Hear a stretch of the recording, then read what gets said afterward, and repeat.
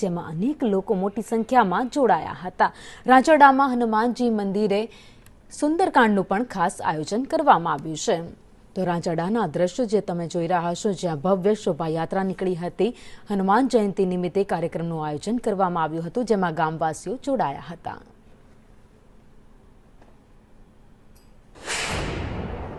श्री संकटमोचन महावीर हनुमान मंदिर रांचड़ा अहमदाबाद द्वारा आज हनुमान प्राकटोत्सवનો विशाल आयोजन કરવામાં આવ્યો છે। આ ભારતનો ચોથો એવું દિવ્ય મંદિર છે જ્યાં હનુમાનજી વિશ્રામ કરતાની અવસ્થામાં છે। 2 ટનની આ મૂર્તિ છે અને હનુમાનજીના પગમાં વિરાવણ જોડે હનુમાનજીને પુત્ર મકરધ્વજની ફોટો છે અને હાથમાં રામ લક્ષ્મણની ફોટો છે।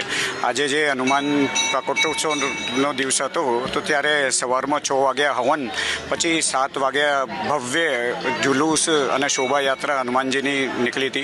महावीर हनुमान मंदिर रांचड़ा द्वारा आज हनुमान प्राकटोत्सवનું विशाल आयोजन કરવામાં આવ્યું છે।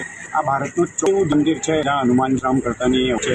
નીમકર બાબાના આશીર્વાદથી 6 મહિના પહેલા આ મંદિરની ભવ્ય પ્રાણ પ્રતિષ્ઠા કરવામાં આવી હતી।